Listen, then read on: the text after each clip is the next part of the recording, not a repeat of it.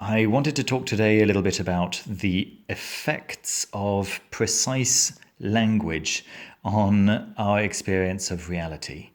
I read Quantum Psychology by Robert Anton Wilson about 15 years ago. Let me show you some of the recommendations right there. There's one by Philip K. Dick. I don't know if that's a good enough recommendation for you. Wilson managed to reverse every mental polarity in me, as if I'd been pulled through infinity. I was astonished and delighted. That seems like quite a good recommendation to me. I read it and it had a deep effect on my life.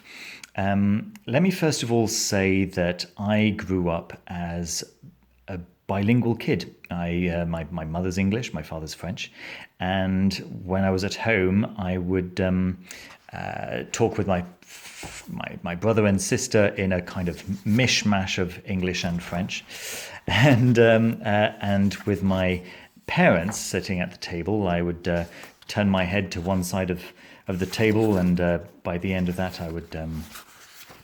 So I'd be speaking in English to my mother, and then I'd finish the sentence maybe on the other side of the table in French as I concluded my thought towards my father. But then when I left home and was confronted with the realities of the real world, I realized that actually having these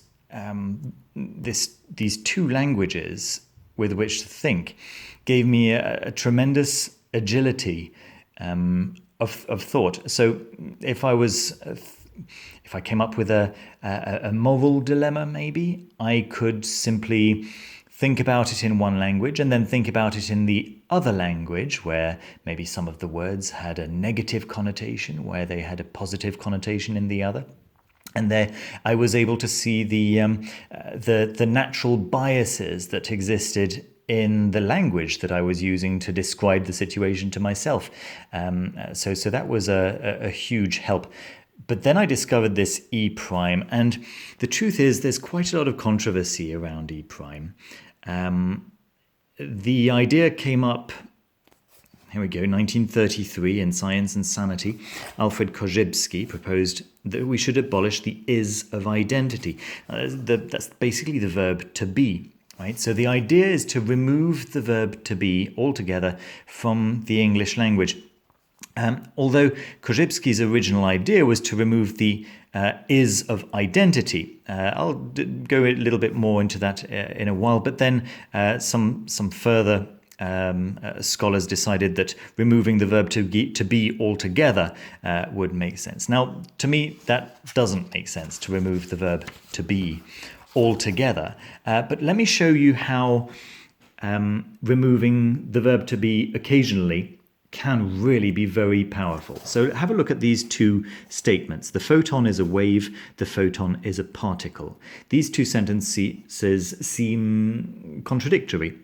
And yet when we remove the verb to be, this is here, we remove it, and we need to put this thought into a coherent sentence, then we get the photon behaves as a wave when constrained by certain instruments, and the photon appears as a particle when constrained by other instruments, and suddenly these sentences do make sense. So whereas this seems like an impossibility, just removing the verb to be here forces us to be more precise with our words and more accurate, and suddenly this impossibility becomes quite obvious. John is unhappy and grouchy. John is bright and cheerful. In exactly the same way, by removing this verb to be here, is, we are forced to think of more accurate ways of describing this. John appears unhappy and grouchy in the office. John appears bright and cheerful on holiday at the beach. So now suddenly we're talking about my experience of John rather than John's intrinsic identity. So this is extremely powerful, and it does for me 10 times what thinking in two languages did that I found so useful. Let me talk a little bit about grammar. I won't bore you too much, but just to talk about when it's useful to get rid of the verb to be and when it's maybe less so. And this, when we have the verb to be with an adjective, then it's useful to remove that. I am British is actually quite an unuseful statement. What is actually useful is I was born in the United Kingdom, or I have lived all my life in the United Kingdom, and I have values that I believe many people in the United Kingdom have, right? So something like that.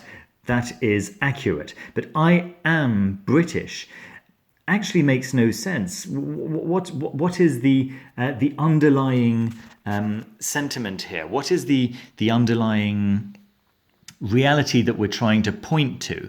The fact that I've got a passport from the United Kingdom? Well, maybe I should say that then. I have a British passport, but I am British. I don't think there's much that I can say that I am, other than aware. Right, I am aware. I can say that. I mean, this is the essential Socrates is 101, right? Or is it Descartes who said, "I think, therefore I am"?